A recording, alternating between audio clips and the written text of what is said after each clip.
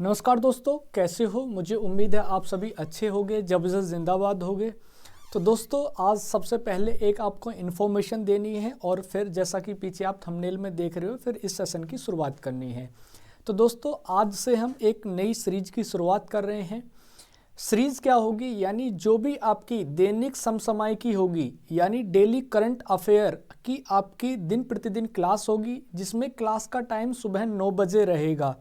आज ये क्लास किन्हीं कारणों से रिकॉर्ड की जा रही है, लेकिन आज के बाद जब भी ये क्लास होगी तो सीधी लाइव होगी।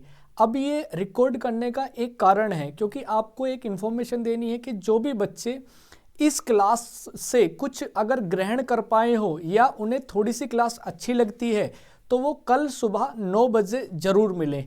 अब आगे यानी इसमें क्या किया करेंगे, हम जो दैनिक समसामयिकी होगी उसको हम सर्वप्रथम रखा करेंगे, यानी जो डेली करंट अफेयर रहेगी उसी दिन की वो पहले रहेगी। उसके बाद के जो भी उस सप्ताह में जो भी अच्छे प्रश्न रहेंगे उनको भी हम क्या किया करेंगे, दिन प्रतिदिन रिवाइज किया करेंगे।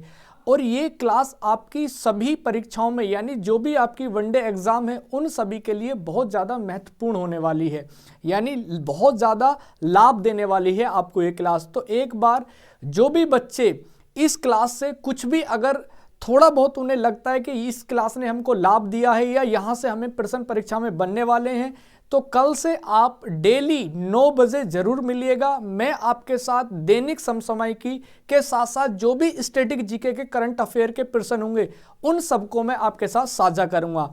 तो ज़्यादा देर ना करते हुए आज की शुरुआत करते हैं। और आज मैं क्षमा चाहता हूं, आपसे खेद चाहता हूं कि आज ये रिकॉर्डेड क्लास है, इसके लिए क्षमा कीजिएगा। तो चलते हैं, पहला क्वेश्चन सीधा आपकी स्क्रीन पर है। पहला प्रश्न है, अफ्रीकी स्वास्थ्य मंत्रियों ने, और ये जो आपकी करंट अफेयर है ये आज और कल के दोनों के मिक्सअप क्वेश्चन हैं, तो इसीलिए घबराना नहीं है और अंतिम तक देखेगा, आपको बड़े ही इंपॉर्टेंट प्रश्न। देखो, हमें सारे प्रश्न नहीं करने हैं, मैं आपको फिर बता देता हूं, हमें वो प्रश्न करने हैं जो आपकी परीक्षा के लिहाज से इंपॉर्टेंट हो, बस ये ध्यान रखना है।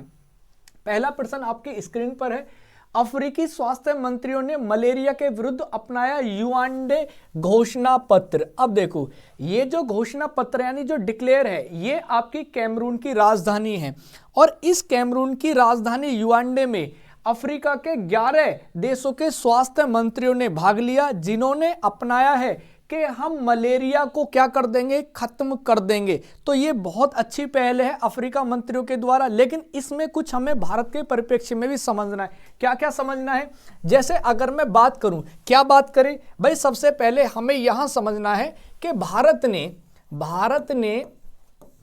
ने मलेरिया के उन्मूलन का जो लक्ष्य रखा है, मलेरिया के उन्मूलन का जो लक्ष्य रखा है, उन्मूलन का लक्ष्य रखा है, वो क्या रखा है, पहले तो ये बात समझनी है। तो उन्मूलन का लक्ष्य क्या रखा है, तो याद रखेंगे 2027, लेकिन इसको पूर्ण रूप से खत्म करने का जो लक्ष्य रखा है वो 2030 रखा है। तो दोनों बात याद रखेंगे, उन्मूलन कब तक करना है, 2027 तक, और 2030 तक क्या करना है, इसका पूरी तरीके से सफाया करना है।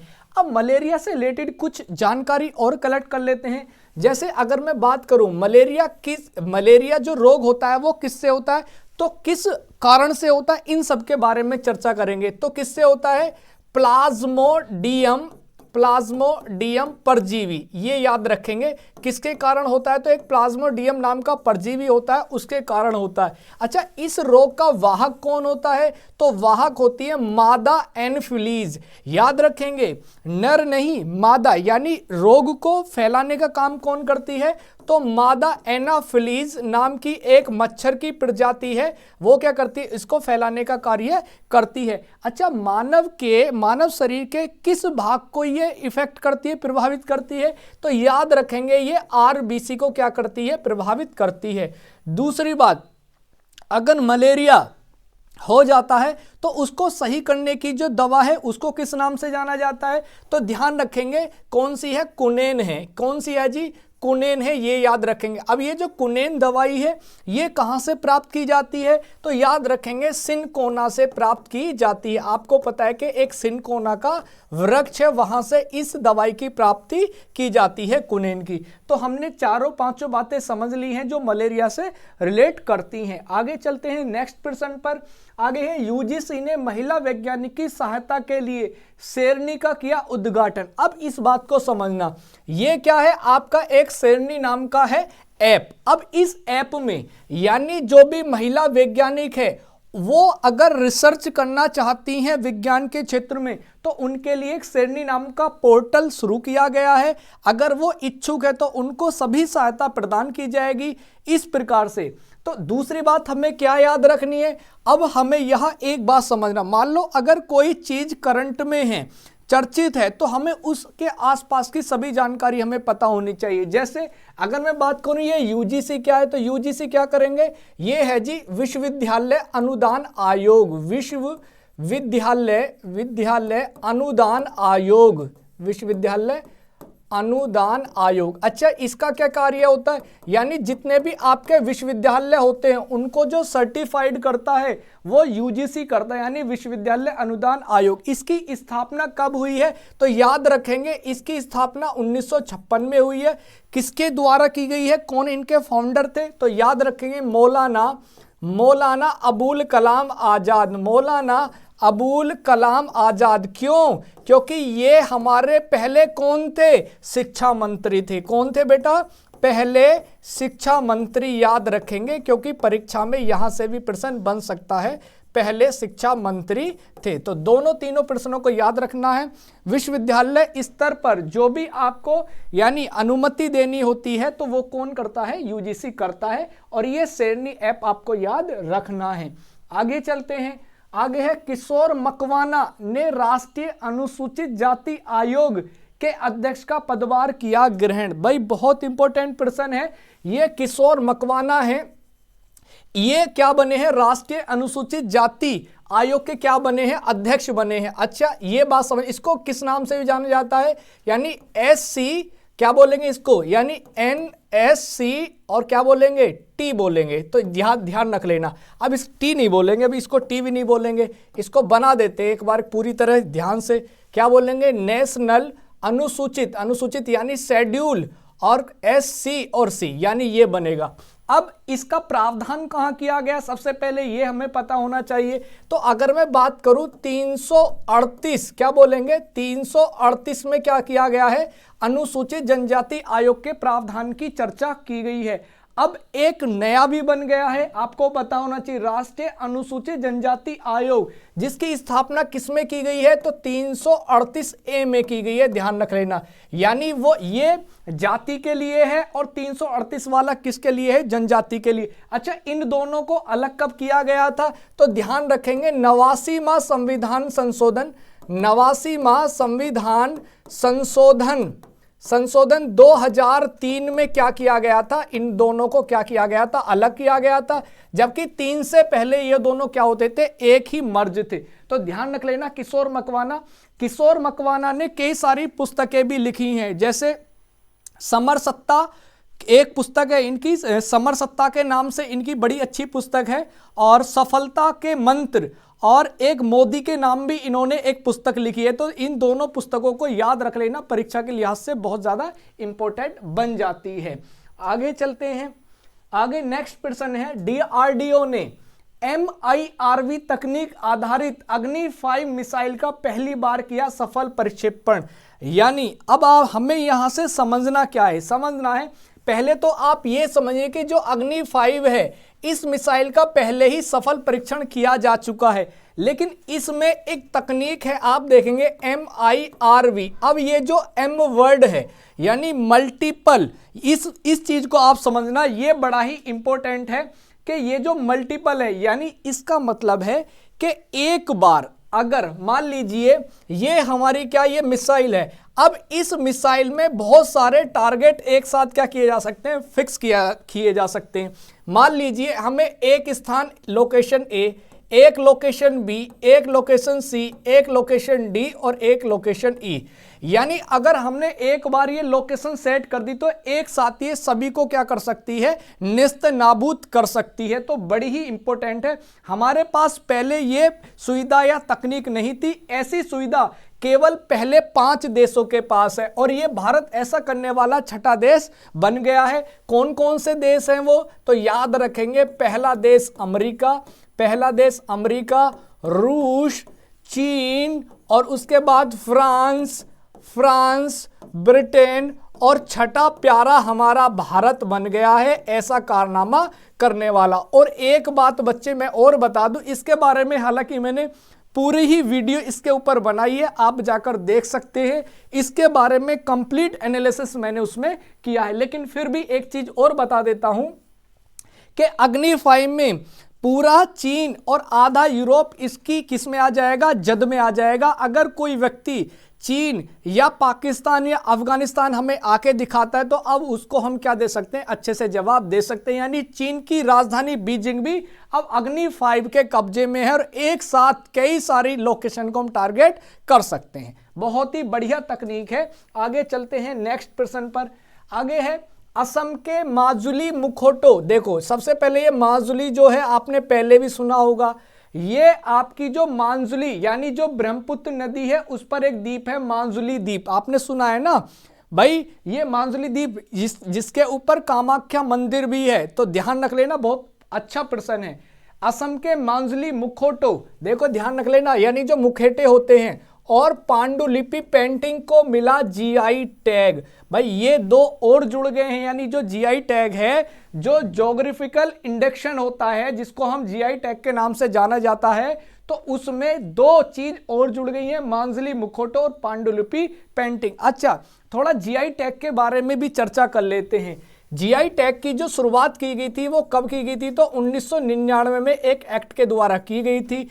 पहली बार जो जीआई टैग दिया गया था वो कब दिया गया था, तो 2004 में दिया गया था। किसको दिया गया था, किसको दिया गया था, तो दार्जिलिंग चाय को दिया गया था। किसको दिया गया था जी, दार्जिलिंग चाय को दिया गया था। और ये जो दार्जिलिंग चाय है ये कहाँ है जी, ये असम की नहीं है, ये असम की नहीं है, बल्कि कहाँ की है, पश्चिम बंगाल की है। ये भी बात आप याद रख लेना, गलती ना कर दो, क्योंकि आपको ऐसा ना लगे कि ये जो चाय है ये चाय किसका क्षेत्र है, ये केवल असम का है, तो एक अधिकार नहीं है। यहाँ दार्जिलिंग चाय 2004 में मिला था। तो बड़ी ही इंपॉर्टेंट बात है, करंट अफेयर के हिसाब से बड़ा ही इंपॉर्टेंट प्रश्न है।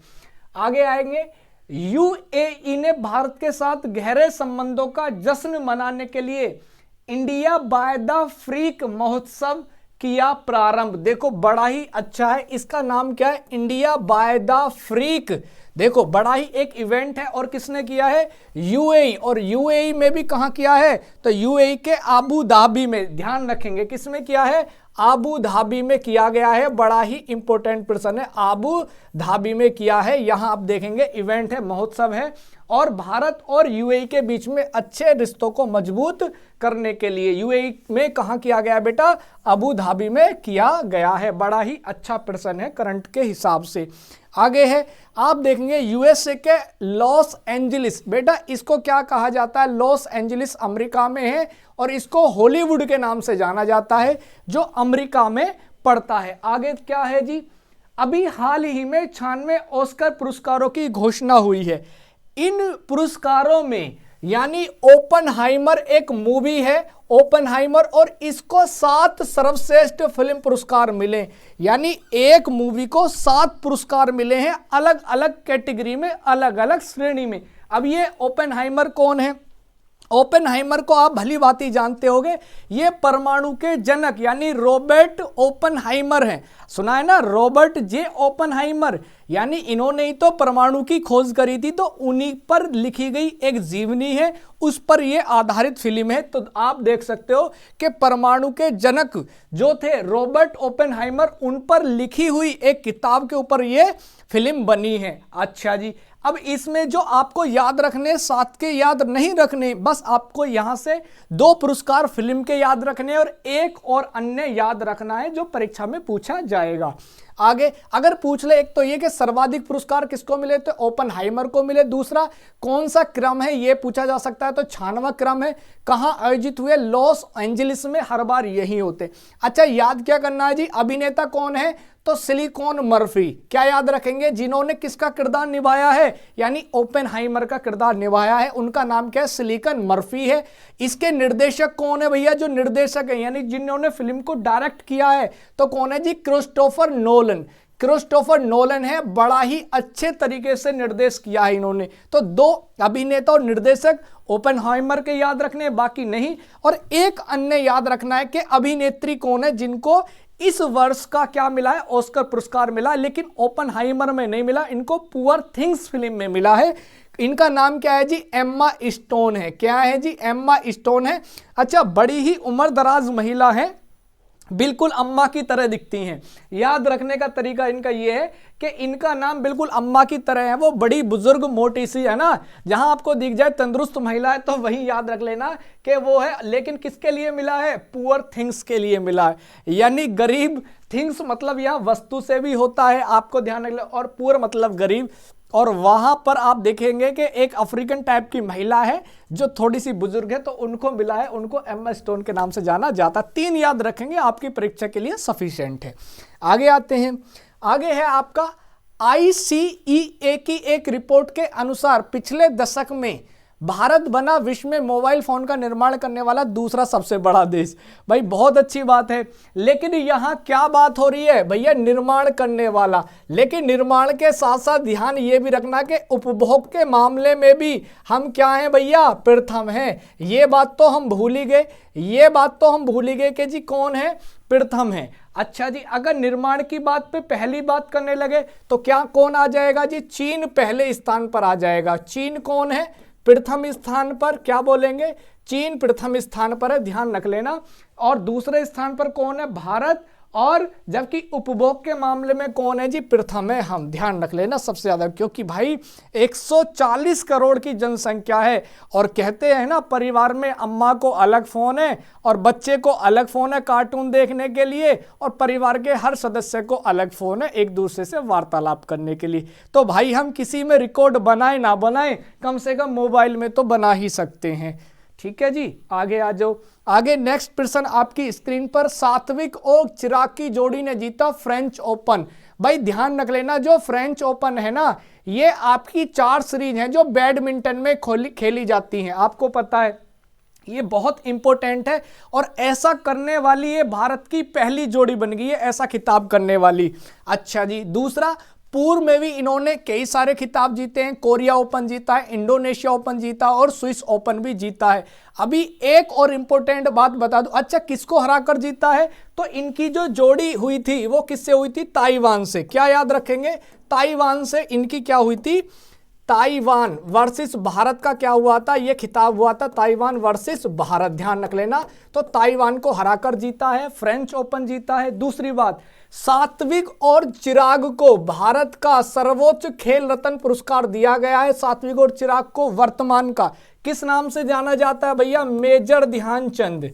मेजर ध्यानचंद खेल रत्न पुरस्कार, मेजर ध्यानचंद खेल रत्न पुरस्कार, खेल रत्न पुरस्कार। ठीक है बेटा, याद रख लेना, ये सबसे सर्वोच्च पुरस्कार है खेल में। ठीक है, ध्यान रख लेना। और कब दिया जाता है भैया? 29 अगस्त को अब ये दिया जाएगा, क्योंकि इनका जो जन्मदिन है वो कब का है? 29 अगस्त का होता है, इसलिए इस बात को याद रख लेना। ठीक है जी, बड़ा ही इंपॉर्टेंट प्रश्न है।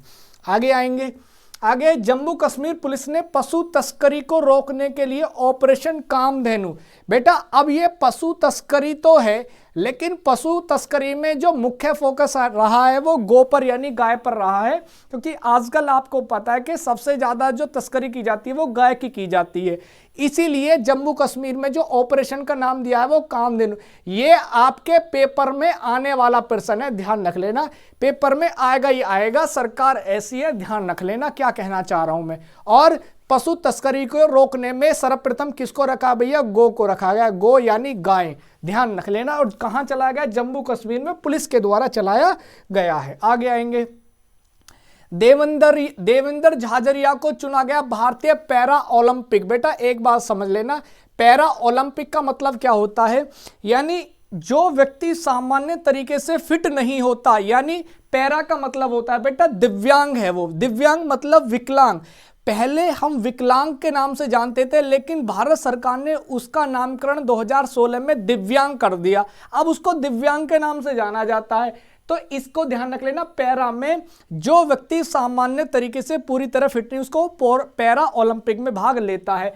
अब उसकी एक समिति है, लेकिन वो समिति कौन से स्तर की बेटा? भारतीय लेवल की। उसके क्या सुने गए? ये अध्यक्ष। अच्छा जी, अध्यक्ष क्यों बना दिए? उन्होंने ऐसा क्या कारनामा किया है देवेंद्र झाझरिया ने? और एक बात, इनको बीजेपी सरकार ने टिकट और दिया है, ध्यान रख लेना, लोकसभा चुनाव के लिए। अब आप समझ सकते हो। तो क्या किया भैया, 2004 में जो एथेंस में ये इन्होंने सोना जीता है, सोना यानी गोल्ड। अब ये है क्या? यानी जेवलिन थ्रो, समझ रहे हो ना? जेवलिन थ्रो कौन सा वाला भैया? भाला फेंक। कौन सा वाला? भाला फेंक भैया, भाला। तो ध्यान रख लेना, जेवलिन थ्रो, ध्यान रख लेना भैया।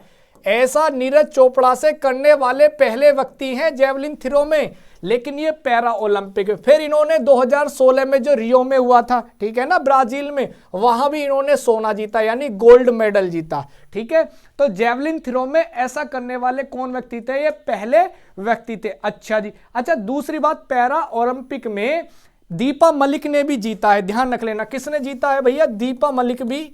दीपा मलिक भी ऐसा करने वाली क्या है? प्रथम महिला है दीपा मलिक, ध्यान रख लेना। अगर महिला की पूछ ले तो दीपा मलिक पैरा ओलंपिक में जीतने वाली पहला गोल्ड मेडल जो मिला है वो दीपा मलिक को मिला। अच्छा, इनको पुरस्कार भी दिए गए हैं। कौन सा भैया? पद्म विभूषण, यानी सर्वोच्च तीसरा पुरस्कार जो है पद्म भूषण इनको दिया गया। तीसरा क्यों? पहला भारत रत्न, दूसरा पद्म विभूषण, और तीसरा है बेटा आपका पद्म भूषण, और चौथा है आपका पद्म श्री। अगर पूछ ले जी, पद्म में दूसरा सर्वोच्च। ठीक है। अच्छा, इनको राजीव गांधी खेल रत्न पुरस्कार से भी नवाजा गया है, यानी जो आपको 1991 में शुरू हुआ था ना राजीव गांधी खेल रत्न पुरस्कार, जिसको वर्तमान में मेजर ध्यानचंद के नाम से जाना जाता है, तो ये भी इनको ये पुरस्कार दिया गया है। ठीक है, और वर्तमान में पूरी तरीके से बीजेपी के हो चुके हैं, क्योंकि बीजेपी ने इनको लोकसभा से टिकट भी दे दिया है। आगे आएंगे, आगे अब आपके ये 2 दिन के प्रश्न से अलग कुछ पीछे के जो ट्रेंडिंग में प्रश्न है, यानी जो इंपॉर्टेंट है, तो उनको भी हम क्या करेंगे? रिवाइज करेंगे, लेकिन वन लाइनर में करेंगे, ज्यादा डीपली नहीं जाएंगे। हाल ही में आर्किटेक्चर नोबल, देखो आर्किटेक्चर का नोबल कहा जाता, आर्किटेक्चर का नोबल कौन सा? प्रित्जर पुरस्कार 2024 के लिए किसे चुना गया है? तो याद रखेंगे किसको? रिकेन यामामोटो को चुना गया है, रिकेन यामामोटो को। इनको क्या कहा जाता? आर्किटेक्चर का मतलब होता है बेटा वास्तुकला, ध्यान रख लेना, परीक्षा के लिहाज से बहुत इंपॉर्टेंट है। अच्छा, ऐसा कारनामा करने वाले पहले भारतीय कौन थे जिन्हें वास्तुकला में नोबेल पुरस्कार मिला है? तो कह देना भैया बाल कृष्ण दोषी। क्या बोलेंगे जी? बाल कृष्ण दोषी हैं ऐसा करने वाले, पहला पुरस्कार पाने वाले बाल कृष्ण दोषी। और 24 का किसको मिला? तो रिकेन यामामोटो को। अच्छा, एक चीज और बता दूं, हाल ही में हमें 2025 का क्या मिल सकता है? आर्किटेक्चर में नोबेल मिल सकता है, क्योंकि कई सारे हमने बढ़िया कार्य किए, जैसे संसद का नवीनीकरण किया बहुत अच्छे तरीके से, राम मंदिर का आर्किटेक्चर हमने बहुत बढ़िया से बनाया है, और कई सारी मूर्तियों का भी हमने नामकरण किया है और उनको बहुत अच्छी तरीके से प्रदर्शित किया है। तो अगला 25 हमारे लिए भी हो सकता है, लेकिन पहले कौन है? बाल कृष्ण दोषी हैं, जो पहले भारतीय हैं, ध्यान रख लेना, पाने वाले पहले भारतीय। भाई परीक्षा के लिहाज से इंपॉर्टेंट प्रश्न है। आगे आएंगे, हाल ही में वैश्विक खसरा और रुबेला चैंपियन, देखो ध्यान रख लेना, खसरा, और ये किसकी बात हो रही है? वैश्विक स्तर, खसरा और रुबेला चैंपियन पुरस्कार से किसे सम्मानित किया गया? तो ये पुरस्कार पाने वाले हमारे कौन हैं? भारत है। प्यारा भारत ने खसरा और रुबेला में क्या किया है? पुरस्कार प्राप्त किया है, क्योंकि खसरा और रुबेला भारत से धीरे धीरे क्या हो गया है? समाप्त हो गया है। ठीक है जी, ज्यादा टाइम नहीं लगाएंगे इन प्रश्नों पर। हाल ही में प्रधानमंत्री ने महतारी वंदना योजना, भाई महतारी का मतलब किससे रिप्रेजेंट होता है? माँ से। और ये वर्ड कैसा है? आपको पता है कि ये आदिवासी वर्ड है, और आदिवासी तो यहाँ मेरे हिसाब से 2 राज्य, लेकिन ध्यान रख लेना छत्तीसगढ़ में इसको शुरू किया गया। किस में शुरू किया गया जी? छत्तीसगढ़ में शुरू किया गया है महतारी वंदना योजना। महतारी वंदना योजना, इसमें क्या होगा कि महिलाओं को प्रत्येक माह 1000 रुपए दिए जाएंगे। क्या बोला? प्रत्येक माह महिलाओं को 1000 रुपए दिए जाएंगे, लेकिन हमारे यहाँ महिलाओं को है, लेकिन पुरुष को नहीं दिए जाएंगे, क्योंकि वो पहले ही नल्ले हैं। ठीक है जी, नल्ले का मतलब है कुछ काम नहीं करते हैं। हाल ही में लाचित बोरफुकन की 125 फुट ऊंची प्रतिमा स्टेच्यू ऑफ वेलोर, भाई बहुत ही इंपॉर्टेंट पर्सन है ये तो, का अनावरण कहाँ हुआ है, इसके बारे में 2-3 बात याद रखेंगे। खुद नरेंद्र मोदी जी ने किया था असम में। कहाँ किया था जी? असम में। और जगह भी याद रख लेना, तो किस में किया था? जोरहाट में किया था, असम के जोरहाट में किया था। अच्छा, ये जो लाचित बोरफुकन है, इनके बारे में कुछ जानते हो? इन्होंने भैया मुगलों से सराय घाट का युद्ध जीता था, मुगलों से। और ये प्रश्न आपकी परीक्षा में बनने वाला है अब की बार। मुगलों से कौन सा? सराय घाट बेटा, सराय घाट का युद्ध जीता था, सराय घाट। अच्छा, हुआ कब था? 1671 में ये युद्ध हुआ था। और इन्होंने कई सारे यानी मुगलों की पूरी सेना को नेस्त नाबूद कर दिया था, हरा दिया था।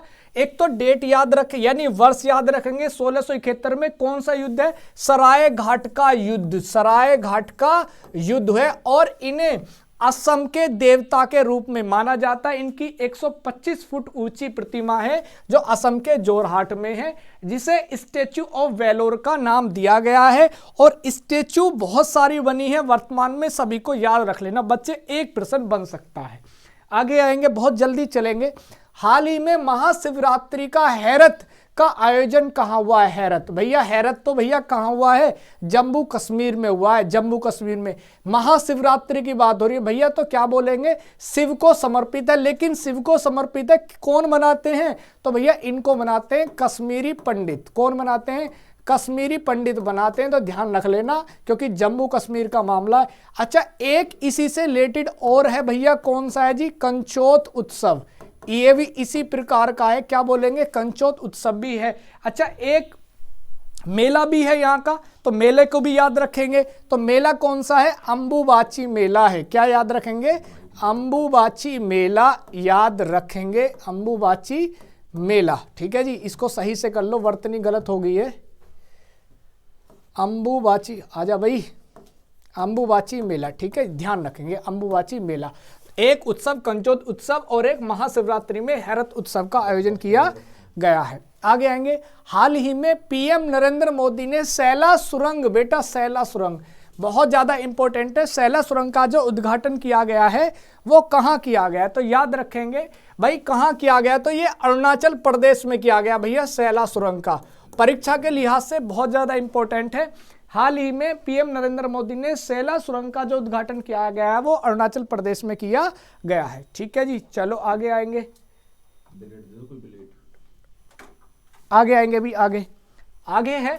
हाल ही में 700 टेस्ट विकेट लेने वाले दुनिया के पहले तेज गेंदबाज कौन बने? बेटा ध्यान रख लेना, 700 टेस्ट की बात हो रही है, क्योंकि और कैसी, यानी तेज गेंदबाज। क्योंकि अगर बात मंदे गेंदबाज की होती ना, तो पहले नाम मुथैया मुरलीधरन कहा जाता। किसका आ जाता भैया? मुथैया मुरलीधरन, मुथैया मुरलीधरन भैया, ये है श्रीलंकन मुरलीधरन। इसीलिए इन्होंने, ये क्या है? स्पिनर है, स्पिनर। और इन्होंने पहले ही कितने विकेट ले लिए हैं? 800 विकेट ले लिए हैं बेटा, 800 विकेट, ध्यान रख लेना। लेकिन ये तेज गेंदबाज हैं, तो ये है भैया जेम्स एडरसन। क्या बोलेंगे? जेम्स एडरसन है, लेकिन ये तेज है। और अगर पूछ ले कि सबसे पहले, तो 800 विकेट, लेकिन ये स्पिनर है। और कहाँ के हैं? श्रीलंका के, श्रीलंका के याद रखेंगे। आज का लास्ट और अंतिम प्रश्न, हाल ही में मिस वर्ल्ड 2024 खिताब किसने जीता? भाई ये प्रश्न तो जरूरी था भाई, मिस वर्ल्ड भी तो पता होना चाहिए। हम अल्फा बीटा गामा ही याद करते रहे, हम ऐसा भी तो याद रखेंगे विश्व सुंदरी कौन है, आखिर होती कैसी हैं? तो याद रखेंगे भैया, क्रिस्टीना प्रिस्किजोवा है। ये ध्यान रख लेना, ये क्रिस्टीना प्रिस्किजोवा है। और ये कहाँ की हैं? चेक गणराज्य, क्या बोलेंगे? चेक गणराज्य की हैं। और एक खास बात इसमें क्या है कि ये भारत के मुंबई, क्या बोलेंगे? भारत के मुंबई शहर के जियो का एक छोटा सा ऑफिस है, क्या कह सकते हैं? जियो टावर कह सकते हैं या जियो स्थान कह सकते हैं। वहां पर क्या किया गया था? इसका आयोजन किया गया था। और ये परीक्षा के लिहाज से बहुत इंपॉर्टेंट है कि भारत में आयोजन हुआ और मुंबई शहर में हुआ, और जियो टावर के नाम से मशहूर है, उस जगह पर हुआ था। ठीक है, तो भाई ये आज के प्रश्न थे। और और एक बात और ध्यान रख लेना कि जो भारत की तरफ से प्रतिनिधित्व किया था वो किसने किया था, तो सेना शेट्टी ने किया था। और ये बड़ी दुखद बात है कि शुरू के 5 लोगों में भी ये जगह नहीं बना पाई, ये हमारे लिए दुख भरी बात है भाई। लेकिन ऐसा कारनामा, पहले मिस वर्ल्ड कौन थी पहली याद रखेंगे भैया, पहली मिस वर्ल्ड थी रीता फारिया। क्या बोलेंगे, रीता फारिया। रीता फारिया पहली मिस वर्ल्ड थी। अच्छा, अगर मिस यूनिवर्स की बात कर ले तो क्या याद रखेंगे भाई, सुष्मिता सेन। क्या बोलेंगे, सुष्मिता सेन, जो एक बॉलीवुड भी है, तो ये सुष्मिता सेन याद रखेंगे जी। एक सेकंड भाई, अगर पूछ ले मिस किसकी बात कर ले, मिस यूनिवर्स की बात कर ले तो सुष्मिता सेन, और मिस वर्ल्ड की बात कर ले तो रीता फारिया। और ये वर्तमान की है और भारत की तरफ से प्रतिनिधि 2024 में इन्होंने किया था। ठीक है भी, तो आज के कार्यक्रम को, करंट अफेयर को यही क्या करते हैं, श्री गणेश करते हैं। और एक बार आप लोग जरूर बताएंगे कि ये आपको क्लास कैसी लगी, वो बात अलग है, रिकॉर्डेड क्लास है। पर बच्चे मैं आपको बता दूं, कल से अगर आप डिमांड करते हो 9 बजे बिल्कुल सही टाइम पर रहते हैं तो ये क्लास लाइव रहने वाली है। और ऐसे बेहतरीन प्रश्न जो आपकी परीक्षा में आने वाले हैं, जो परीक्षा में आएंगे परीक्षा के लिहाज से बहुत इंपॉर्टेंट है, उन्हीं को हम क्या करेंगे, डेली एनालिसिस करेंगे। और जो भी आसपास की स्टैटिक जीके है उनको भी क्या करेंगे, हम चर्चा में करेंगे, उनका रिवाइज करेंगे। तो मुलाकात होगी मेरी आपसे कल इसी समय 9 बजे लाइव। आप लोग जरूर जुड़िएगा। बहुत बहुत धन्यवाद, नमस्कार।